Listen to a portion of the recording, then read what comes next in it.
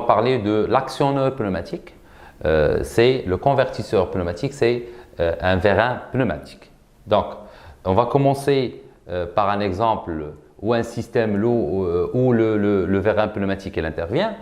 On prend par exemple la porte d'un bus. Donc, il y a ici un schéma, une structure de base d'une porte de bus. Elle est constituée bien sûr de deux portes. Le vérin, il va nous délivrer un mouvement de translation aux biellettes pour transmettre bien sûr le mouvement du biellette aux portes. Ça c'est, déjà vous avez vu le système de transmission. Nous on va s'intéresser seulement sur le vérin pneumatique. Alors il n'y a pas que le vérin pneumatique, il y a aussi un vérin hydraulique. On va en parler plus tard.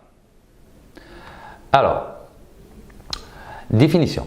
Les actionneurs pneumatiques les plus répandus sont les vérins pneumatiques linéaires, bien sûr. Ils transforment l'énergie pneumatique, pression, bien sûr, des paramètres pneumatiques, c'est la pression et le débit, en énergie mécanique de translation, contrairement au moteur qui nous délivre une énergie mécanique de rotation. Donc, je commence par l'actigramme du vérin pneumatique. On lui donne une énergie pneumatique, à savoir ici une pression et un débit. Et lui, il nous délivre une énergie mécanique de translation. Je dis bien de translation, une force bien sûr et une vitesse. Donc, les caractéristiques ici, la matière d'œuvre entrante, c'est la pression fois le débit. Ça, c'est la puissance d'entrée. Et la puissance de sortie, c'est la vitesse fois la force. Ce sont deux équations physiques que vous avez déjà abordées dans le cours de la physique. Alors, donc, on va commencer par la constitution d'un vérin. Un vérin, il est constitué d'un corps. D'un corps aussi, il est constitué d'un piston. Ça, c'est le piston. Et d'une tige. Et bien sûr, deux orifices. On va voir, selon le type de vérin, il peut avoir deux orifices ou un seul orifice. Alors, il y a le corps, il y a l'ensemble tige plus piston, il y a un circuit d'air, bien sûr, ça s'appelle aussi les orifices. Donc, quel que soit le vérin, son type et son constructeur, parce qu'il y a plusieurs constructeurs de vérin, bien évidemment, il sera constitué des mêmes éléments.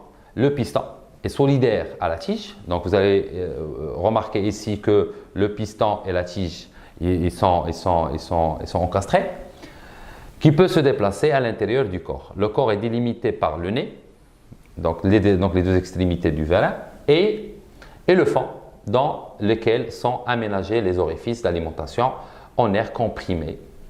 Les espaces vides qui peuvent être remplis d'air comprimé s'appellent les chambres.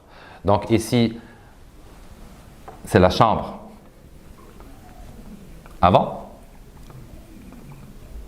Ici, c'est la chambre arrière. Arrière. Voilà. Donc, on va passer aux principaux types du vérin. Il y a le vérin simple effet.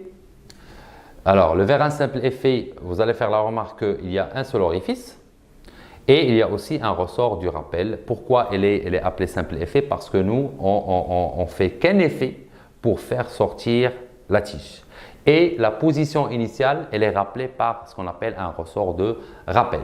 Donc, le vérin simple effet est un composant monostable. Donc, monostable, ça veut dire qu'on donne un seul effet pour faire sortir la tige. Stable dans une seule position, parce qu'elle est stable dans une seule position. Et pour faire sortir la tige, on alimente l'orifice par la pression. Alors, ce type de vérin ne peut produire un effort significatif que dans un seul sens, bien sûr. Le rappel, comme on a dit, elle est assurée par un ressort de rappel.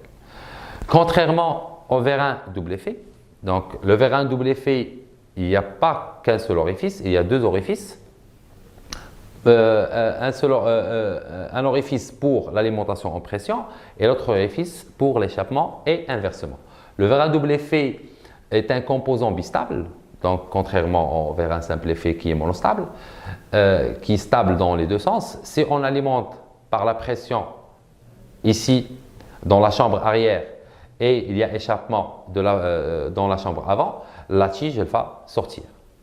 Donc si on inverse, c'est-à-dire s'il y a échappement dans la chambre arrière et alimentation en pression dans la chambre avant, il y a rentrée de la tige. Ce type de vérin peut produire un effort significatif dans les deux sens. Le rappel de tige est obtenu par inversion de l'alimentation des deux chambres. Je prends l'exemple ici de vérin double effet. Si j'alimente par la pression, alimentation en pression,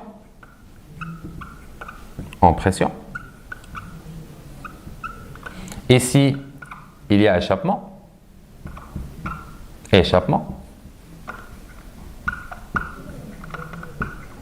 Il y a sortie de la tige. Tige sort. Si on inverse,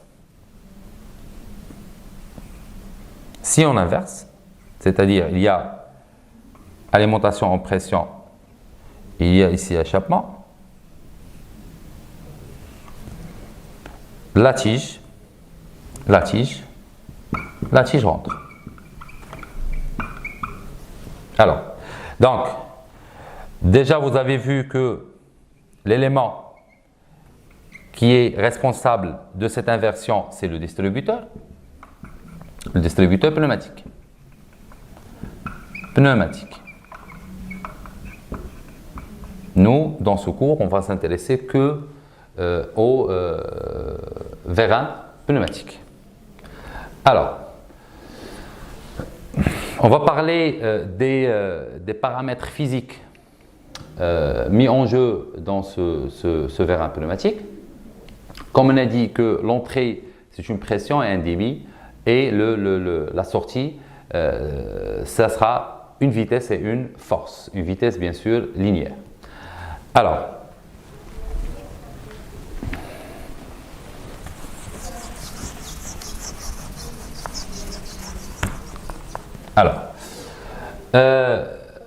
on va donner quelques définitions, puisque le vérin généralement il est cylindrique. Il est constitué, comme on a dit, d'un piston et d'une tige, puisque la tige et le piston ils sont cylindriques. On va parler du diamètre du piston, noté grand D. Il y a le diamètre de la tige, noté petit d. On va noter la pression P. Donc, comme vous connaissez la pression soit en pascal, soit en bar. La relation entre le bar et le pascal, c'est 10 à la puissance 5. On va noter la force qui va délivrer on va noter la force F exercée par la tige. Son unité, c'est en newton. La surface, bien sûr, c'est en mètres carrés. Et la pression, c'est en pascal. Donc, généralement, en pascal. Par définition, la pression est égale à la force sur la surface. La pression, c'est en pascal. La force, c'est en newton. La surface, c'est en mètres carrés. Donc, si on veut tirer la force, c'est la pression fois la surface. D'accord? Alors, si la tige sortante, vous allez remarquer que ici il y a alimentation en pression par dans la chambre arrière. Il y a ici échappement. Donc, la force sera appliquée sur toute la surface du piston. Elle est exercée sur toute la surface du piston. Donc, si on remplace la surface par sa formule, ça va nous donner la pression fois pi Nous, on donne toujours le diamètre. Le diamètre, bien sûr, c'est le rayon, c'est 2 fois le rayon. Donc, ça veut dire que le rayon est égal au diamètre sur 2. C'est d carré sur 2 au carré, c'est 4. Ça, c'est la formule de la force lorsque la tige est sortante. Donc, contrairement, lorsque la tige est entrante, il y a alimentation en pression de la chambre avant, il y a échappement dans la chambre arrière. Donc, si on veut calculer la surface, la surface d'action sur le piston, ça va être la surface du piston moins la surface de la tige. Donc, la force, elle va être exercée seulement sur cette partie. Donc, ici, on a D, diamètre de piston. Petit d, c'est le diamètre de la tige. Donc, si on remplace, la force est égale à la pression. La surface, on va dire, fois pi sur 4 d carré. Ça, la surface du piston, moins la surface de la tige, d carré, qui va nous donner P facteur, pi sur 4, facteur, d carré moins d carré. D'accord. Donc ça du piston, ça de la tige. Et ça, c'est la force lorsque la tige, elle est entrante. Alors, donc, on passe maintenant au rendement du vérin, qui est égal toujours au rendement par définition de n'importe quel système. C'est la puissance de sortie sur la puissance d'entrée. C'est la puissance utile sur la puissance absorbée. On a dit dans la première partie que la puissance utile, c'est la force fois la vitesse. Et la puissance absorbée, c'est le débit fois la pression. La pression, bien sûr, c'est en pascal. Le débit, c'est en mètres cubes par seconde. La force, c'est en newton. Et la vitesse, bien sûr, c'est en mètres par seconde. On va passer directement à un exercice d'application pour revenir aux exemples d'utilisation. Alors, on dispose d'un vérin double effet qui a les caractéristiques suivantes. Il y a le diamètre de la tige, on a pris 1 cm. Le diamètre du piston, c'est 10 cm. Et si on suppose que le rendement elle est égal à 100%. Donc, elle est alimentée par une pression, j'ai pris 10 bars. Après, il faut la transformer en pascal. Le débit est 10 puissance moins 4 mètres cubes par seconde. Alors, on fait la correction ensemble. La première question, c'est calculer la puissance absorbée. La puissance absorbée, par définition, comme j'ai dit, c'est la pression fois le débit. Donc, on remplace la pression 10 bars, c'est 10 puissance 10 moins 5, fois le débit, c'est 10 puissance moins 4. Ça va nous donner 100 watts. Alors, deuxièmement, la puissance de sortie PU du vérin pneumatique. On va utiliser la formule de rendement, c'est PU sur PA, puisqu'on a pris le rendement égal à 1. Ça veut dire que la puissance utile est égale le rendement fois PA est égal à 1 fois 100. Ça va nous donner 100 watts. Troisièmement, ils ont demandé la force de poussée, c'est-à-dire la force de poussée, c'est lorsque la tige elle est sortante. La force de poussée, c'est-à-dire le vérin, il va sortir la tige pour pousser par exemple un objet. Donc par définition, on a démontré que est égal à la pression fois pi sur 4 fois d au carré. Et quatrièmement, on va donner les applications numériques. Quatrièmement, la force de traction, c'est-à-dire le vérin s'il veut, en arabe, njarro par exemple un objet, la force de traction, la tige, il va rentrer, c'est la pression fois pi sur 4 fois d carré moins d carré. C'est bon? Ça, les deux formules. Donc, on va voir les applications numériques tout à l'heure. Pour cinquièmement, comme on a vu la puissance utile du vérin, c'est-à-dire la puissance de sortie du vérin égale à la force fois la vitesse, si on parle la vitesse de sortie de la tige, ça veut dire lorsque la tige il sort. Donc, on va prendre la puissance utile, donc la force de poussée fois la vitesse de sortie de la tige. C'est noté V1. Automatiquement, V1 est égal à PU sur la force de poussée. On a déjà PU qui est égal à 100 watts. On va tout à l'heure voir l'application numérique de la force de poussée pour la remplacer. Et pour sixièmement, on va prendre la même puissance utile qui est égale à la force de traction.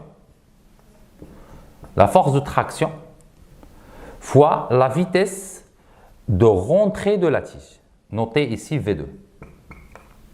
Donc V2 est égal à PU sur F fois T. Donc ça, c'est les formules.